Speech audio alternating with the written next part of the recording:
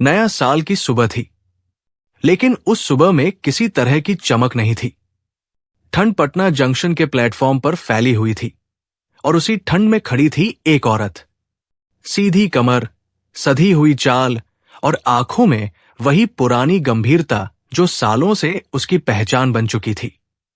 सफेद कोट के नीचे हरे रंग की साड़ी, कंधे पर फाइलों से भरा बैग और हाथ में रांची जाने वाली ट्रेन का टिकट। लोग आते जाते उसे देख रहे थे, लेकिन किसी को नहीं पता था कि ये औरत, जिसे सब एक मजबूत आईएएस अधिकारी के रूप में जानते हैं, आज साल के पहले दिन भीतर से कितनी खाली है। न्यू ईयर पर भी उसके लिए कोई छुट्टी नहीं थी। रांची में महत्वपूर्ण मीटिंग थी, बड़े फैसले लेने थे, लेकिन आज प्रिया का मन किसी फाइल में नहीं था। वो कहीं और भटका हुआ था। स्टेशन हमेशा की तरह जिंदा था। घोषणाओं की आवाज, ट्रेन की सीटी, भीड़ की हलचल और दूर से आती कुलियों की पुकार। कुली कुली। प्रिया प्लेटफॉर्म नंबर 4 पर खड़ी थी, मोबाइल हाथ में लिया। स्क्रीन पर न्यू ईयर के मैसेज चमक रहे थे। शुभकामनाएं, बधाइयां, नए साल की शुरुआत मंगलमय हो। उसने हल्की सी मुस्कान के साथ स्क्रीन बंद कर दी, जैसे कोई औपचारिकता पूरी कर रही हो। नया साल, लेकिन उसके जीवन में नया क्या था? ये सवाल उसके मन में बार बार उठ रहा था। उसने अनायास ही भीड़ में नजर दौड़ाई। हर चेहरा अजनबी, हर आवाज पर आई। तभी उसकी नजर प्लेटफॉर्म के एक कोने में बैठे एक आदमी पर टिक गई। फटे हुए कपड़े, ठंड से सिमटा हुआ शरीर, हाथ में एक छोटी सी कटोरी और चेहरा ऐसा जैसे कई रातों की नींद बाकी हो। वो भीख मांगने का शोर नहीं मचा रहा था, ना ही किसी का रास्ता रोक रहा था। बस बैठा था, जैसे अपनी हालत को पूरी तरह स्वीकार कर चुका हो। प्रिया ने पहली बार ध्यान नहीं दिया और नजर हटा ली, लेकिन कुछ ही सेकंड में उसे ऐसा लगा जैसे किसी ने भीतर से उसे वापस खींच लिया हो। उसकी आंखें फिर उसी दिशा में चली गई और इस बार उसका दिल जोर से धड़क उठा। नहीं, ऐसा नहीं हो सकता, उसने खुद से कहा। आदमी ने थोड़ा सिर उठाया। कटोरी में पड़े कुछ सिक्कों की खनक हुई और तभी प्रिया की सांस अटक गई।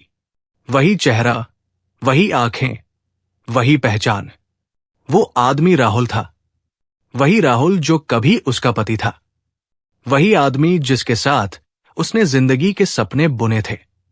आज वही आदमी स्टेशन पर बैठा भीख मांग रहा था। प्रिया का दिमाग शून्य हो गया। उसे लगा जैसे प्लेटफॉर्म हिल रहा हो और आसपास की सारी आवाजें दूर होती जा रही हों।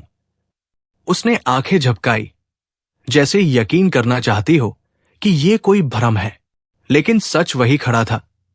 उम्र ने राहुल को बहुत जल्दी पकड़ लिया था। चेहरे पर झुर्रियां नहीं थी, लेकिन आंखों में हार साफ दिख रही थी। प्रिया के हाथ कांपने लगे। उसने एक कदम आगे बढ़ाया, फिर रुक गई। भीड़ बढ़ रही थी। ट्रेन आने वाली थी और घोषणा गूंज उठी कि रांची जाने वाली ट्रेन प्लेटफॉर्म नंबर 4 पर आ रही है। प्रिया का टिकट उसी ट्रेन का था। राहुल कटोरी लेकर खड़ा हुआ और भीड़ की तरफ बढ़ गया। प्रिया की नजर उसका पीछा करती रही, जैसे हर कदम के साथ उसके भीतर कोई पुराना दरवाजा खुल रहा हो। यादें बिना इजाजत लौट आई। कभी यही राहुल उसे सुबह उठाकर चाय देता था। कभी वही हंसकर कहता था कि तू अफसर बने या न बने, मेरे लिए तू मेरी बीवी है, यही काफी है। फिर कब सब बदल गया, प्रिया को खुद भी नहीं पता चला। उसकी आंखों में नमी आ गई। उसने खुद को संभालने की कोशिश की। ये जगह और ये वक्त भावनाओं के लिए नहीं था, लेकिन दिल तर्क नहीं मानता। राहुल भीड़ में खो गया और प्रिया वही खड़ी रह गई। ट्रेन प्लेटफॉर्म पर आ चुकी थी। लोग धक्का मुक्की करते हुए डिब्बों में चढ़ रहे थे। प्रिया भी आगे बढ़ी और खिड़की वाली सीट पर बैठ गई। ट्रेन चल पड़ी। पटना जंक्शन धीरे धीरे पीछे छूटने लगा, लेकिन प्रिया के भीतर कुछ आगे नहीं बढ़ पा रहा था। उसने खिड़की से बाहर देखा। प्लेटफॉर्म, लोग, आवाजें सब धुंधली होती गई। उसकी आंखों से आंसू चुपचाप बहने लगे। सामने बैठे लोग अपने मोबाइल में खोए थे। किसी को अंदाजा नहीं था कि उनके बीच बैठी ये अफसर अभी अभी अपने ही अतीत से टकरा कर आई है। प्रिया ने आंखें बंद कर ली, लेकिन आंखें बंद करने से दृश्य नहीं मिटते, बस और गहरे हो जाते हैं। वो कटोरी, वो झुका हुआ सिर और वो चुप्पी बार बार सामने आ रही थी। उसने खुद से पूछा, क्या सच में जिंदगी इंसान को यहां तक ले आती है? रांची की दूरी घट रही थी, लेकिन प्रिया के भीतर की दूरी बढ़ती जा रही थी। न्यू ईयर का पहला दिन और उसकी शुरुआत एक ऐसे सवाल से हुई थी जिसका जवाब किसी फाइल में नहीं लिखा था। प्रिया को नहीं पता था कि स्टेशन पर दिखा वो चेहरा सिर्फ एक आदमी नहीं था, बल्कि वह दरवाजा था जिसे उसने सालों पहले बंद कर दिया था। ट्रेन की खिड़की से बाहर भागती पटरियों को देखते हुए उसका मन पीछे लौट गया।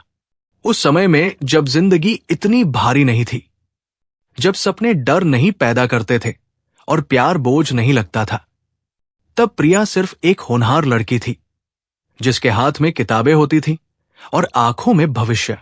राहुल तब भी साधारण था, बहुत ज्यादा बोलने वाला नहीं, लेकिन उसकी चुप्पी में भरोसा था। पटना के उसी पुराने मोहल्ले में उनकी मुलाकात हुई थी, जहां हर कोई हर किसी को जानता था और रिश्ते कागज से ज्यादा लोगों की जुबान पर चलते थे।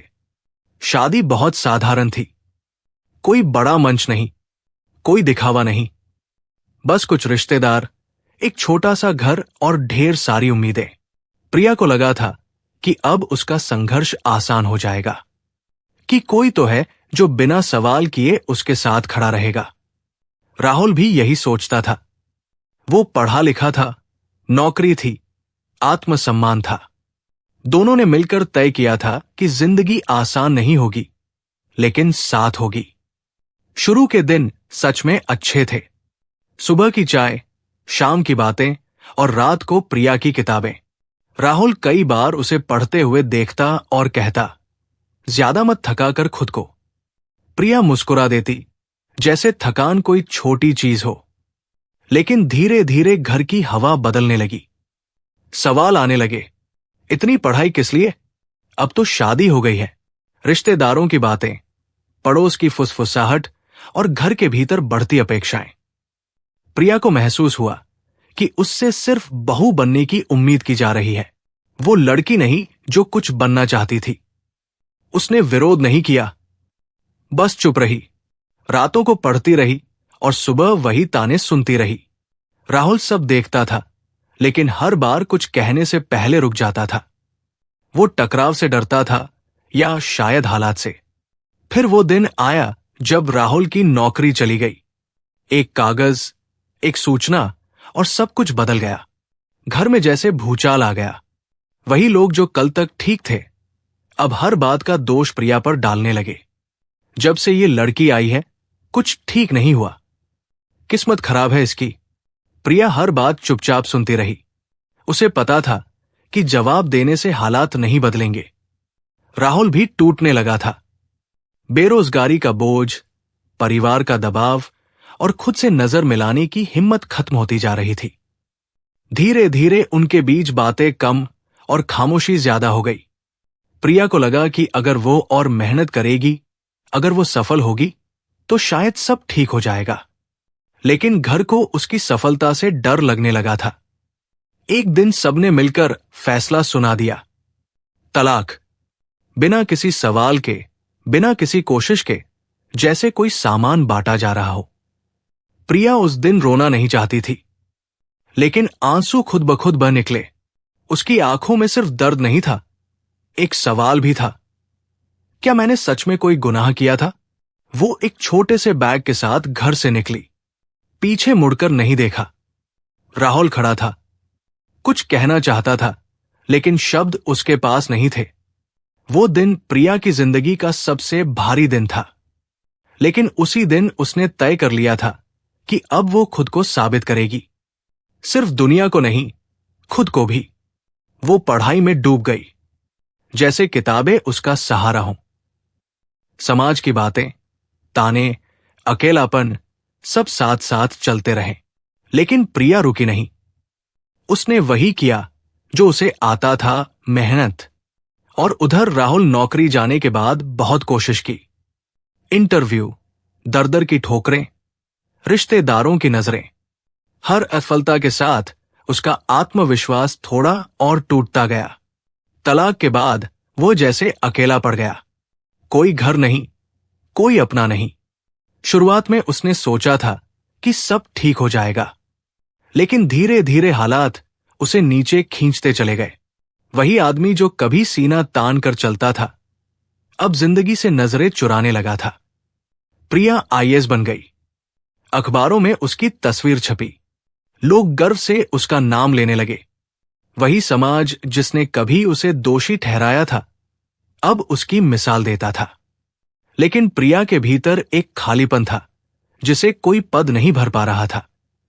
और आज न्यू ईयर की सुबह स्टेशन पर बैठा वो आदमी उस खालीपन को फिर से जगा गया था। ट्रेन की रफ्तार बढ़ती जा रही थी, लेकिन प्रिया का मन उसी मोड़ पर अटका हुआ था जहां से सब शुरू हुआ था। रांची स्टेशन पर उतरते ही प्रिया को लगा जैसे वो किसी और दुनिया में आ गई हो। यहां की हवा अलग थी, आवाजें तेज थी और लोग जल्दी में थे। किसी के पास रुकने का वक्त नहीं था, न देखने का, न समझने का। सरकारी गाड़ी उसे लेने के लिए खड़ी थी। ड्राइवर ने दरवाजा खोला। उसने बैठते हुए बस इतना कहा, गेस्ट हाउस चलिए। आवाज वही सधी हुई, वही अफसर वाली, लेकिन भीतर कुछ भी सधा हुआ नहीं था। गाड़ी सड़क पर बढ़ चली। शीशे के बाहर भागती रोशनी, फ्लाईओवर, विज्ञापन और रांची की ठंडी चमक।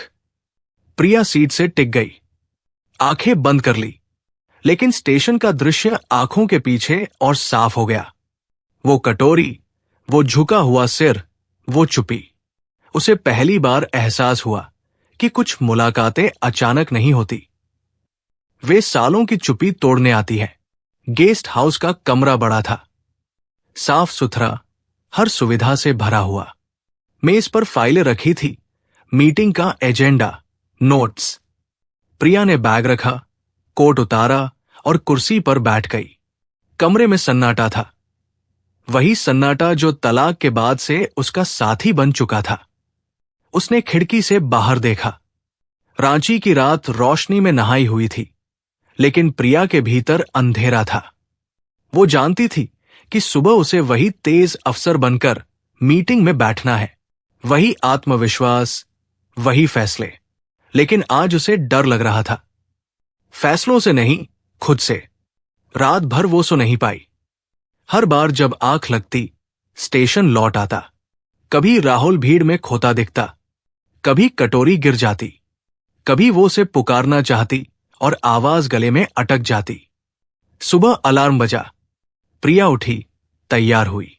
आईने में खुद को देखा, वही चेहरा, वही संयम। उसने खुद से कहा, तुम अफसर हो, भावनाएं बाद में। लेकिन दिल ने जवाब नहीं दिया। मीटिंग में वो समय पर पहुंची। बड़े अधिकारी, गंभीर चेहरे, लंबी मेज। प्रिया ने फाइल खोली, बोलना शुरू किया। आवाज में कोई कंपन नहीं था। सब कुछ वैसा ही था जैसा होना चाहिए था। लोग उसे सुन रहे थे, सहमत हो रहे थे, लेकिन हर सवाल के जवाब के बीच उसका मन एक ही सवाल से लड़ रहा था। अगर वो स्टेशन पर न रुकती, अगर उस चेहरे को अनदेखा कर देती तो क्या सब आसान होता? शायद हां, लेकिन इंसान आसान रास्तों से कब सीखता है? मीटिंग खत्म हुई, फैसले लिए गए, हस्ताक्षर हुए। तालियां नहीं बजी, लेकिन संतोष के चेहरे थे। प्रिया उठी, बाहर आई। कॉरिडोर में चलते हुए उसे अचानक लगा कि वो थक गई है। पद से नहीं, जिम्मेदारी से नहीं, बल्कि उस बोझ से जो किसी फाइल में दर्ज नहीं था। उसने ड्राइवर को फोन किया, आज मुझे अकेले रहना है। आवाज में आदेश नहीं था, थकान थी। शाम ढल रही थी। प्रिया कमरे में बैठी थी। सामने वही फाइलें, लेकिन नजरें उन पर नहीं थी। उसने मोबाइल उठाया, नेटवर्क पूरा था, सब कुछ ठीक था। फिर भी उंगलियां कांप रही थी। उसने खुद से पूछा, अगर राहुल आज कोई अजनबी होता तो क्या मैं इतनी बेचैन होती? जवाब उसे पहले से पता था। वो बेचैन इसलिए थी क्योंकि कहीं न कहीं वो रिश्ता अब भी जिंदा था, चाहे नाम कुछ भी न हो। उसी पल उसके भीतर एक फैसला धीरे धीरे आकार लेने लगा। कोई बड़ा फैसला नहीं, कोई घोषणा नहीं, बस एक बेचैनी जो उसे चैन से बैठने नहीं दे रही थी। उसने ट्रेन की वेबसाइट खोली, पटना की टिकट देखी, उंगलियां कुछ सेकंड रुकी। फिर उसने बुक कर दी अगले दिन की ट्रेन, बिना किसी सरकारी आदेश के, बिना किसी मजबूरी के, सिर्फ एक सवाल के साथ। अगली सुबह प्रिया फिर स्टेशन पर थी। इस बार अफसर बनकर नहीं, एक आम औरत बनकर।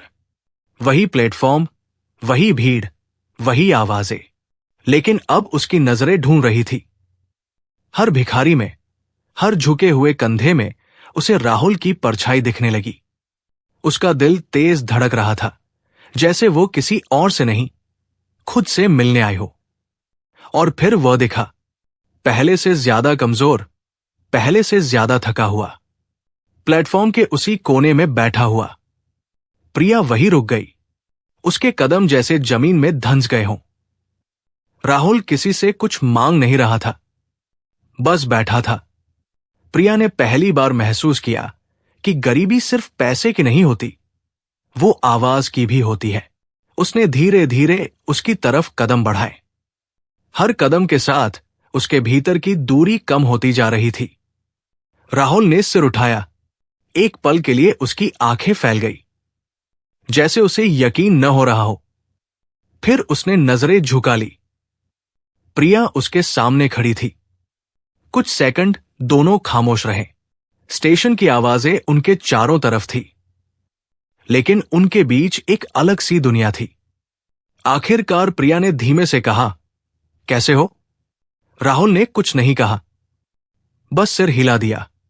उस एक इशारे में इतनी थकान थी कि प्रिया का गला भर आया। वो समझ गई कि ये मुलाकात यूं ही नहीं थी, ये कोई इत्तेफाक नहीं था। ये शायद जिंदगी का वो मोड़ था जहां सवालों से भागा नहीं जा सकता। प्रिया वही खड़ी थी, जैसे उसके कदमों के नीचे की जमीन अचानक भारी हो गई हो। राहुल सामने बैठा था, लेकिन उसकी नजर प्रिया पर टिक नहीं पा रही थी। वो बार बार इधर उधर देखता, जैसे कोई पहचान लिया जाए तो शर्म और बढ़ जाएगी। प्रिया ने पहली बार उसे इस तरह देखा था, बिना किसी शिकायत के, बिना किसी गुस्से के, पूरी तरह थका हुआ। ये वही आदमी नहीं था जो कभी छोटी छोटी बातों पर बहस कर लिया करता था, जो अपनी बात मनवाने के लिए आवाज ऊंची कर देता था। ये आदमी जैसे अपने भीतर ही सिमट गया था। प्रिया ने आसपास देखा। लोग आ जा रहे थे, कोई जल्दी में था, कोई मोबाइल में खोया हुआ। किसी को फर्क नहीं पड़ता था कि दो ऐसे इंसान आमने सामने खड़े हैं, जिनका अतीत एक दूसरे से जुड़ा है। स्टेशन की भीड़ कभी किसी की कहानी नहीं सुनती, वो बस सबको अपने साथ बहा ले जाती है। प्रिया ने हल्की आवाज में पूछा, तुम यही रहते हो? राहुल ने सिर हिलाया। उसकी आंखों में शर्म थी, लेकिन उसमें गुस्सा नहीं था।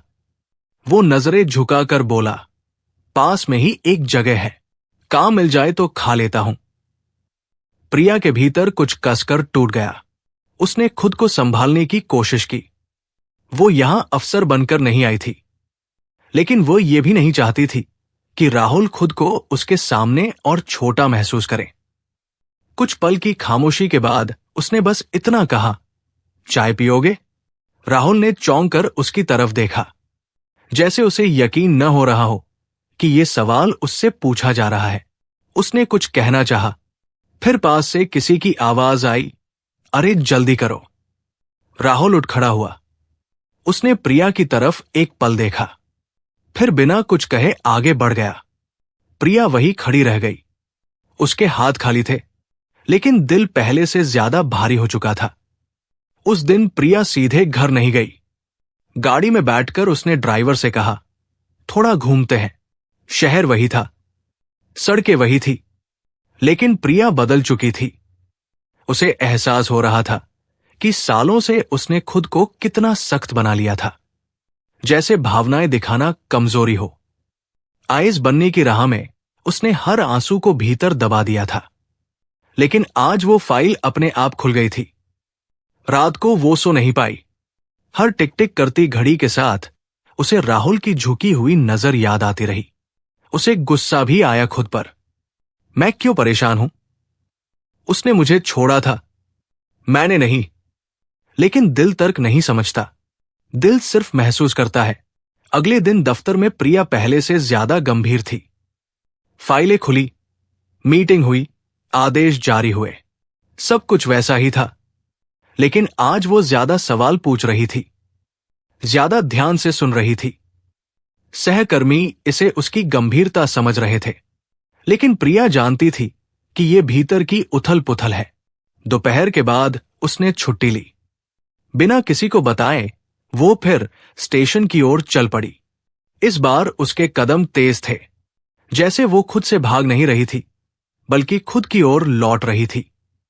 स्टेशन वही था, भीड़ वही थी, लेकिन अब उसकी नजरें ढूंढ रही थी। आखिरकार वो उसे फिर दिखा। राहुल एक कोने में बैठा था, पीठ दीवार से टिकी हुई, पास में एक बोरी और रस्सी। वो अपनी जेब से सूखी रोटी निकालकर धीरे धीरे खा रहा था, जैसे हर कौर गिनकर खा रहा हो। प्रिया कुछ दूरी पर रुक गई। उसने देखा और उसकी आंखें भर आई। वो आगे बढ़ी।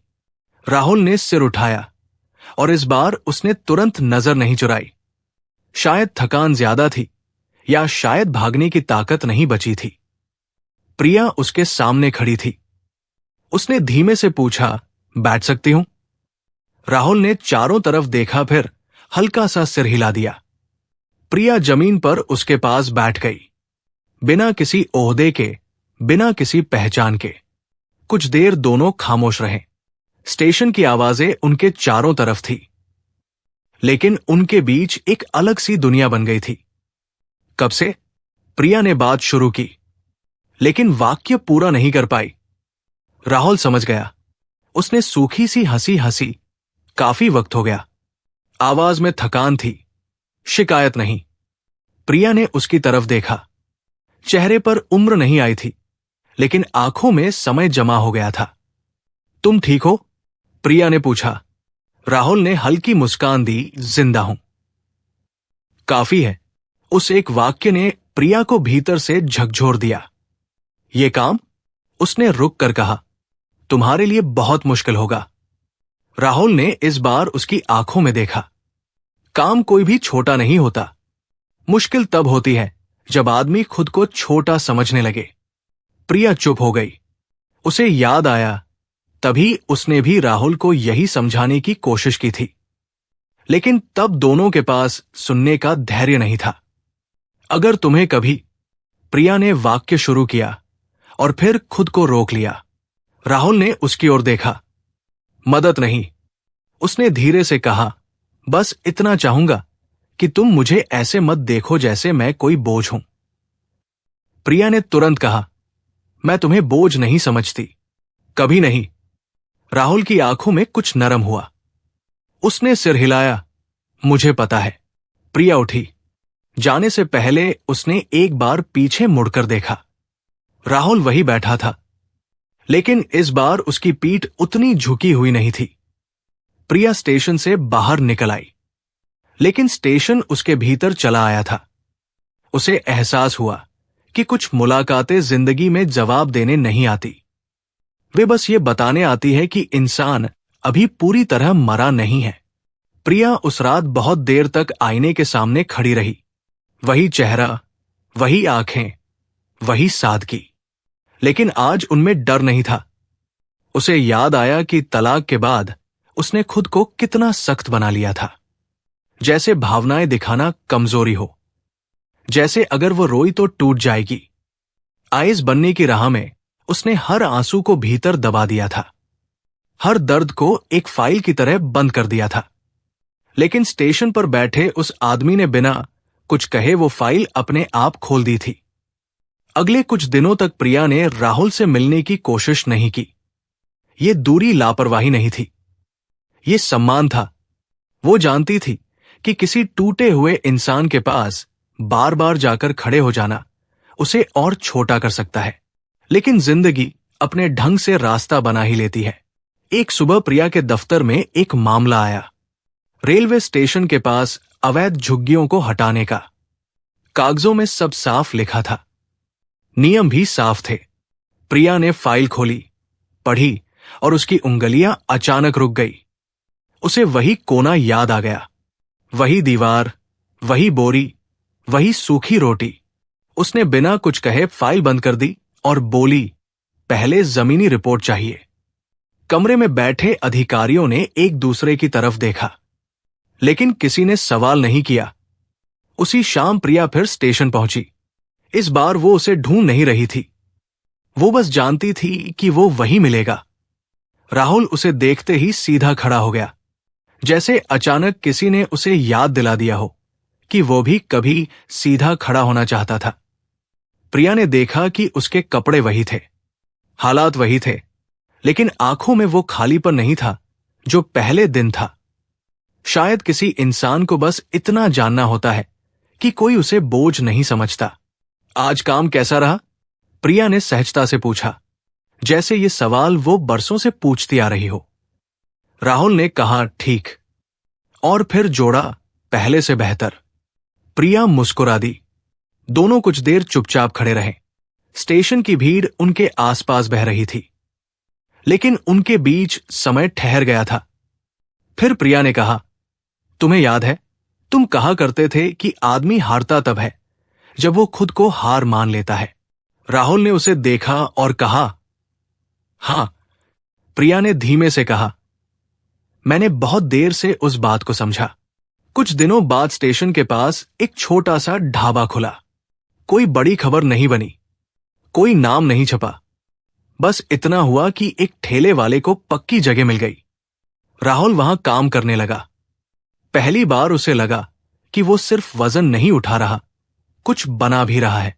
वो सुबह समय पर उठता, साफ कपड़े पहनता, लोगों से नजर मिलाकर बात करता। उसकी आवाज में फिर वही ठहराव लौटने लगा जो कभी हुआ करता था। प्रिया कभी कभी दूर से उसे देखती, पास नहीं जाती। मदद एहसान बन जाए, इससे वो डरती थी। एक दिन राहुल खुद प्रिया के दफ्तर पहुंचा।